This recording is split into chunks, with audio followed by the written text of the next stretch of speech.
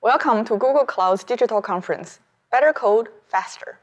I am Sandra Guo, Product Manager at Google Cloud. I'm going to be talking about injecting security and compliance into your CI/CD pipeline today. We'll have Googlers on standby to answer your questions live, so please click on the icon to your left and ask away. So first, how is securing a container different from securing a VM?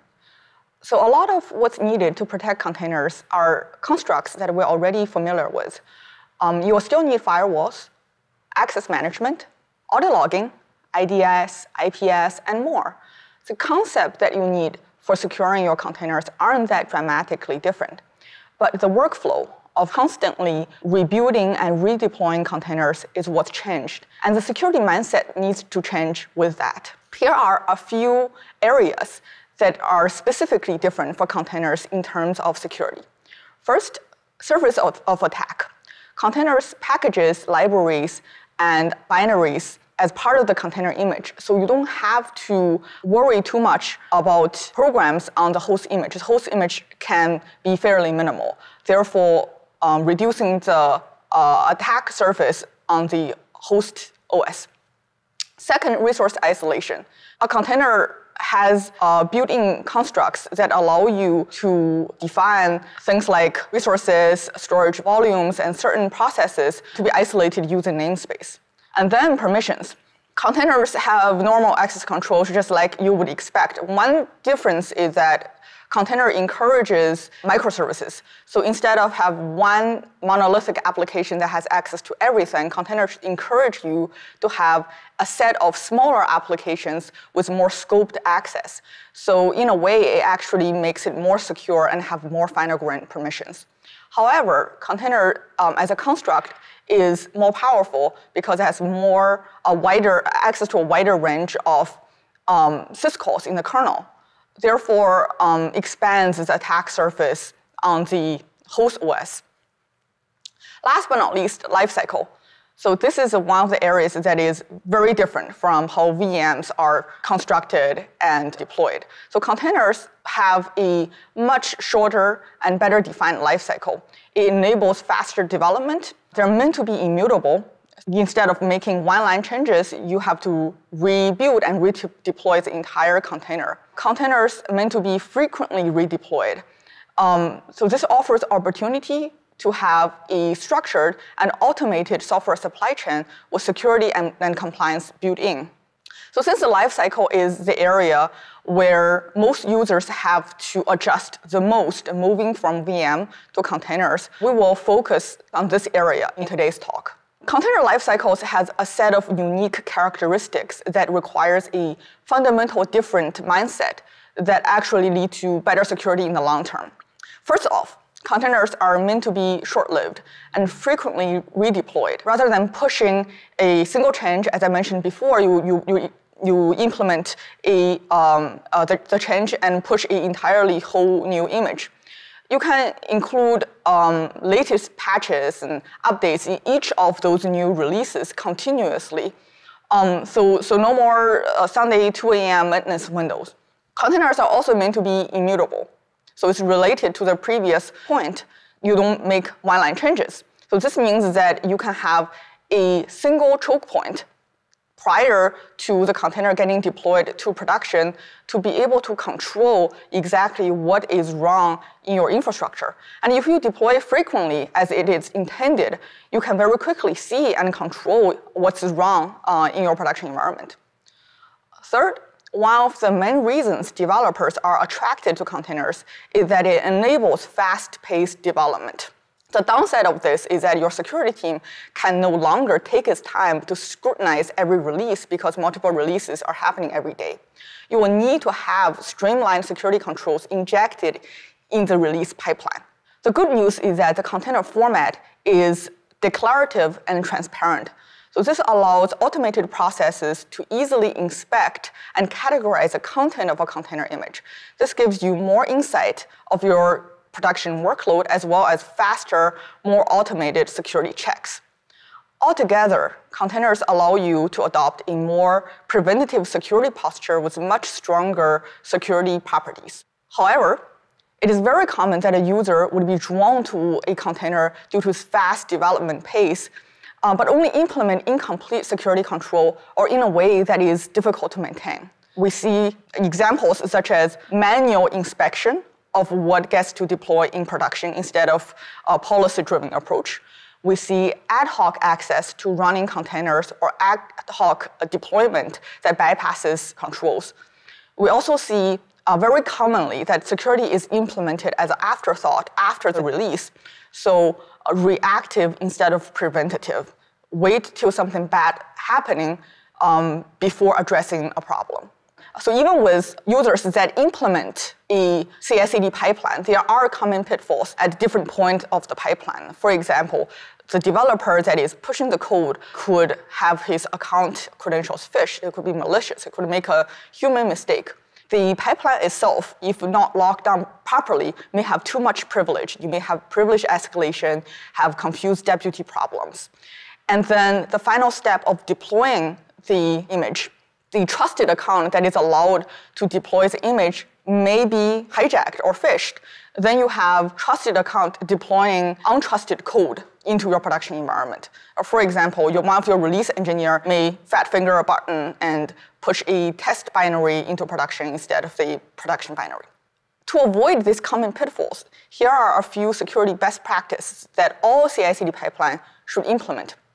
First, you should have one centralized release pipeline for all production jobs and enforce least privilege for each pipeline stage. Pipeline should be locked down so developers cannot fake things like test result or vulnerability scanning result. Second, always build images from approved sources. So things like trusted base images, minimal base images, in a trusted environment, pulling code from only trusted repositories. No images should be built on a developer's machine.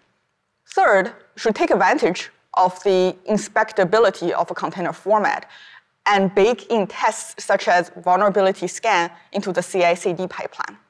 Next, have a deploy policy choke point to only admit images that meet your security requirement.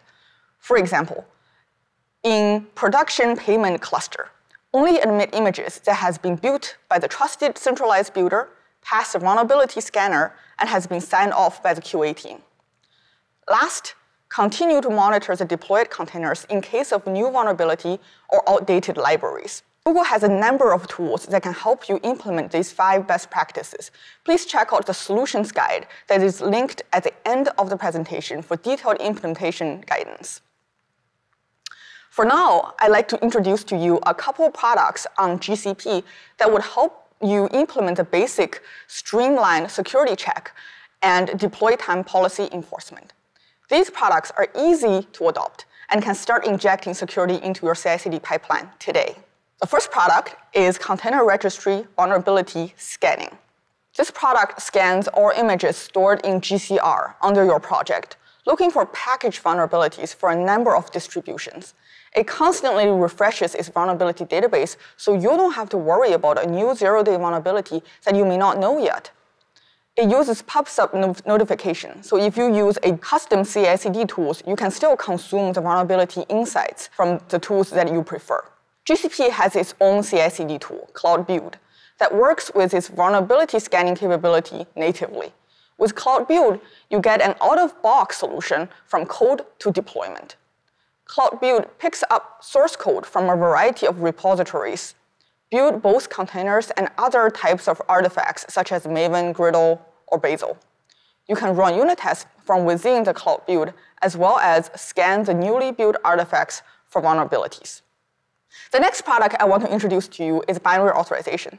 It provides deploy time policy enforcement using signature verification.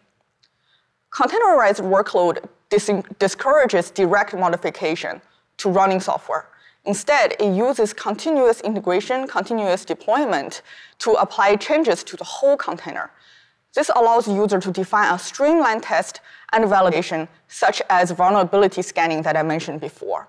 To ensure, though, however, only trusted code are deployed, having such pipeline is not enough because it relies on identity-based deployment controls, aka Bob can deploy, but Alice cannot.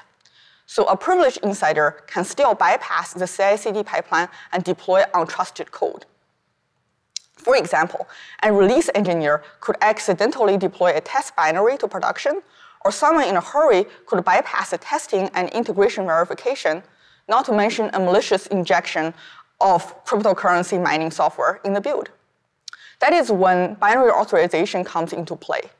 Binary authorization ensures that only properly signed containers are admitted into your production environment. It provides deploy time policy enforcement that is integrated as a part of the Kubernetes engine master. It supports signature verification as well as image whitelisting.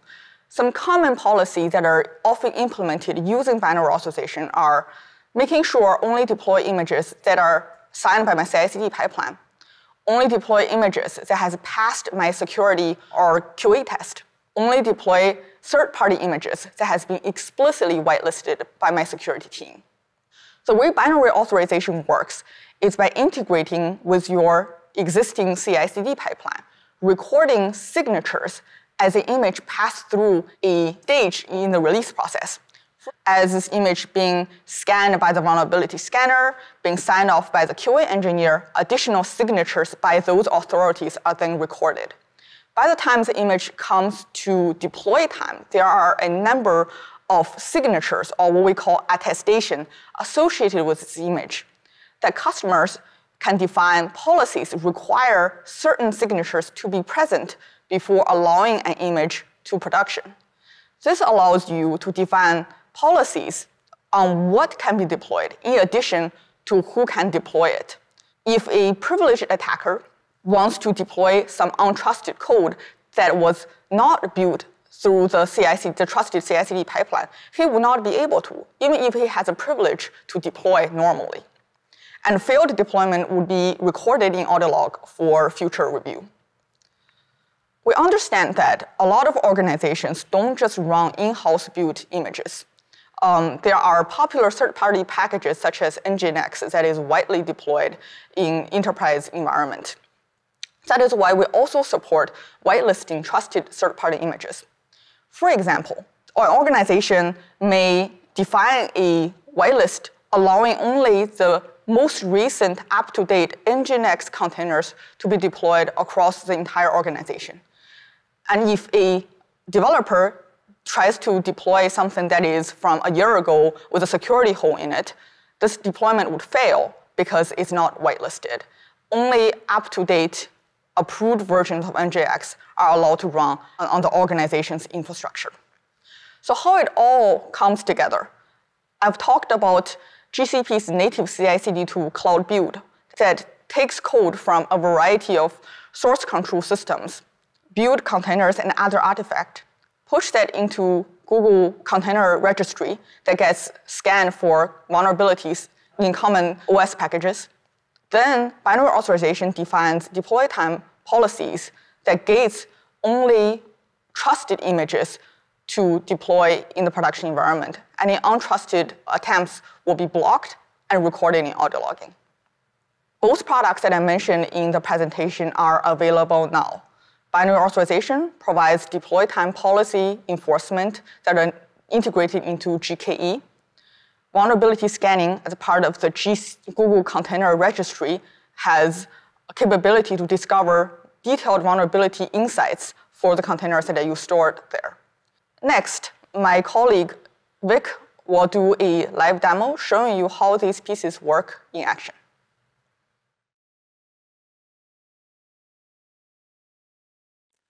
Thank you, Sandra. My name is Vic Iglesias. I'm a solutions architect. So we're going to take a sample application with a front end and a back end attached to a public load balancer to bring traffic in. And we're going to take it through a various deployment environments. First, for a development environment pointing at its own cluster. Then we're going to commit that code to source repository where it'll go through continuous integration. Then it'll build our artifacts, which are our container images and our deployment manifests, and then send those to our continuous deployment platform, Spinnaker, in order to deploy those to staging and production. So let's take a deeper look at what this CI/CD pipeline is actually going to do and how we're going to leverage vulnerability scanning and binary authorization. So first, like I said, we're going to trigger on commits to a branch. Then we're going to run our unit tests in our continuous integration environment, and here we're going to attach an attestation saying that our unit tests have actually passed. Next, we'll build that container image and push it to our container registry, and that'll kick off an automatic vulnerability scan that'll tell us if there are any security vulnerabilities in our image. When that scan completes, we're going to attach an attestation to it that says that it didn't have any critical vulnerabilities or any vulnerabilities above a certain CVSS score. Next, once those vulnerabilities have been scanned, we'll kick off the deployment to a staging environment. And that gives us a chance to do our validation. Maybe you're checking for particular metrics, or a QA team is taking care of doing some final validations. Then we're going to wait for an approval by an administrator. This may be a release manager or something like that. And when that release manager clicks that button to approve the release in staging, it's going to go ahead and add an attestation that allows it to run in the production environment. Once we see that pipeline, we're actually going to try to bypass the security of the pipeline by first trying to inject some unknown distro into our pipeline that may have some critical vulnerabilities. And another one by trying to subvert our pipeline altogether, emulating the fact that someone could compromise our credentials. So we'll take those credentials and we'll try to deploy directly into our production environment and see what happens with binary authorization enabled. Great, so let's take a look at it. All right, so here I have my development environment. I have this very simple app that I mentioned previously, and all this is doing is showing some information about how this request was serviced. So we're going to change the color from blue to green. And so if we save, we're using a tool called Scaffold here that's going to rebuild and push our image to our development environment so that we can check it out. While that's happening, I'm going to go ahead and go to our source code and commit it so that we can start our continuous integration pipeline. So here we can see my change from blue to green. We're going to commit that, change to green, and then push it to our source code repository. Great. Now let's check in on our development environment. We can see now that our development environment has changed to green, and that's actually what we wanted. So we've got our continuous integration steps kicking off. So as that commit hit our repository, the continuous integration environment took over and is going to run our build of the image. It's going to test that source code that we just pushed to make sure our unit test still passed. And then if those passed, it's going to add our unit test attestation. So let's take a look at the triggers that created this. So here we have a backend image trigger that is looking at any changes to the source code of my backend application. If anything changes there, it's going to go ahead and trigger this pipeline. So here we can see our images are now building, and our integration process has been kicked off. Next, we'll go over into container registry and look at what it looks like to do a vulnerability scan. So I created an image for my backend, and I can show examples of previous images that were scanned. So for example, right now, I have an image in my repository that didn't have any critical or any vulnerabilities at all found. But there are some, for example, that might have vulnerabilities. So let's take a look at the report that you get from that. So here I'm looking at the particular vulnerabilities in one image. And so I have this image at this particular content SHA, which has 61 total vulnerabilities.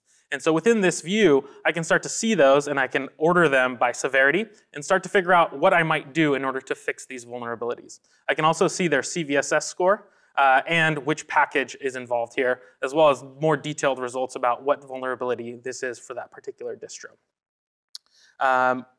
In this case, we should be able to see our build has kicked off, and we're running our integration tests here, and then building our image and pushing that to the container registry to get that kicked off. In our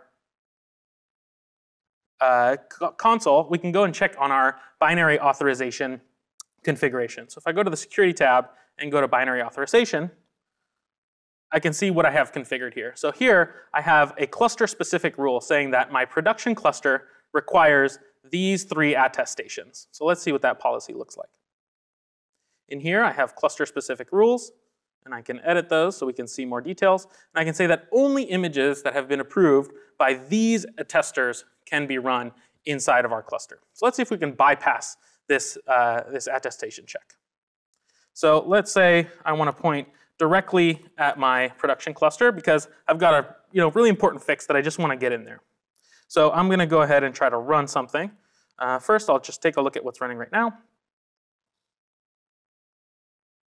We can see that that's our front end and back end application as normal. And I'm going to just try to run an image of Ubuntu 16.04 because I want to just push a terminal into this cluster. So I'll call that HackerMan.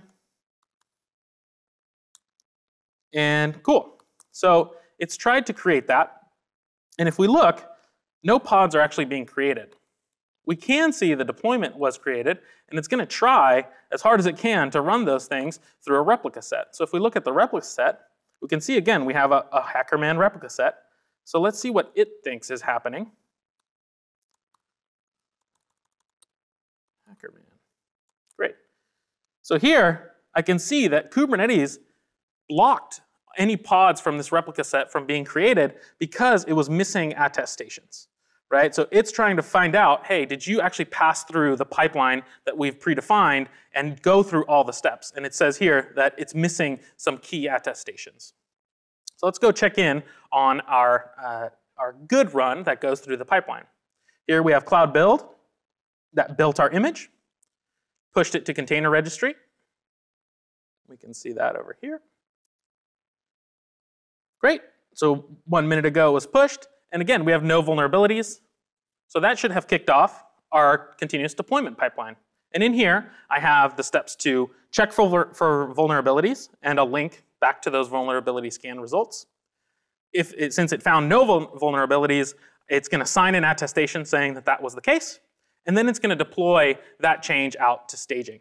So here, Spinnaker is going to go ahead and push the manifest into the staging cluster, and then wait for the manifest to actually be realized, for all those pods to come up and be healthy within the cluster. Once that's complete, it's going to go and ask for an administrator to put this change through. So here you can see I have the question, do you want to deploy this change to production?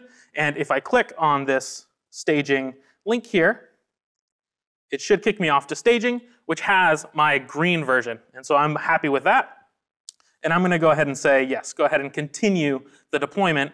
And now it's going to sign an attestation saying that I actually asked for that change to go through to production. Great. So now I've got that attestation being signed, and I should see that change roll out to production. Next, I want to show trying to subvert the vulnerability scan results rather than just going straight into the cluster. So let's say that a developer changed from what we had before, which was a clean, no vulnerability Alpine image, to Ubuntu. Maybe they needed some specific binary from Ubuntu, and they decide to change that in your deployment pipeline. So they just make a change to Ubuntu. Oop. All right, oops. All right, there. So that should save. And now we can commit this change and put it through our pipeline.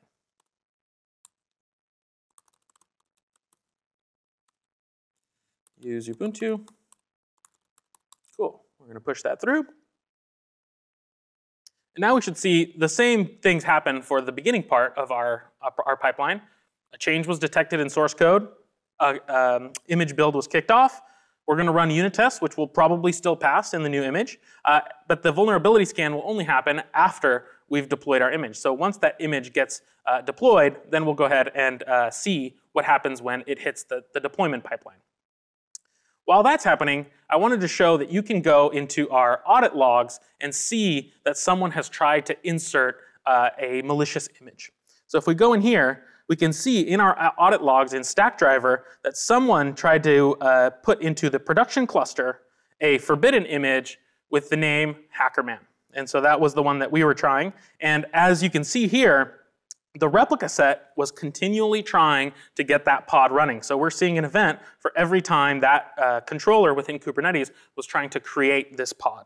We get a lot of details in the Stackdriver message about what our resource was like. So if we go here to the proto payload, we can see the request, including metadata about the labels of the pod and the actual spec of the container. So here, within the container spec, we can go ahead and see which image was attempted to be run, and also all the other information about what that pod request looked like.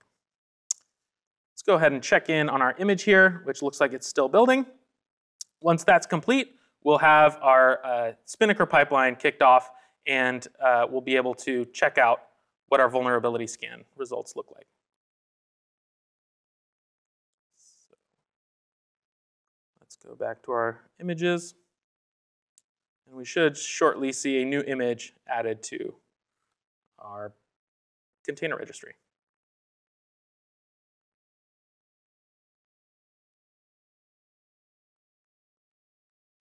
One other thing that I wanted to point out is we mentioned that we could whitelist certain images inside of our binary authorization configuration. So the way you would do that is via this configuration, either by file or through the UI. And so you can add various image paths that you trust. So for example, if we did trust that Ubuntu image, we could say that we allow the Ubuntu image to be pushed into our clusters, and then we could save that policy and allow a certain set of images into our cluster. Let's go ahead and check back in on our image build here. So it looks like that's complete. In the container registry, we should see our new image. Our scan is queued. So once that scan starts and it completes, Spinnaker will go ahead and check that it doesn't have any of the vulnerabilities. Because the image was actually pushed into our repository, the pipeline has already kicked off. And we should be able to go straight into our vulnerability scan results from the Spinnaker UI. Great, so our vulnerability scan is complete. We can see that we introduced quite a bit of vulnerabilities, 61 to be exact. And now our pipeline should have detected that and will probably kill this pipeline and not let this through.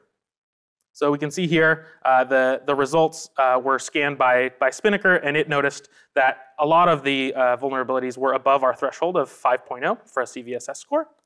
And it should, if we refresh, fail the pipeline. There it is. So that's that. And next, we wanted to present you with some materials that you can use to implement these best practices in your organization. We have our solutions guides and our product documentation available at these links. Thank you for joining us today. Please stay tuned for the next session.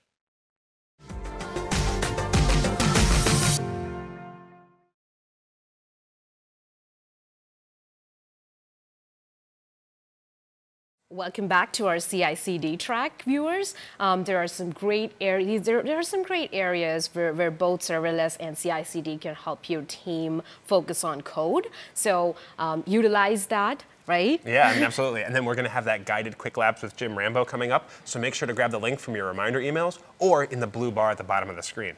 We'll see you soon.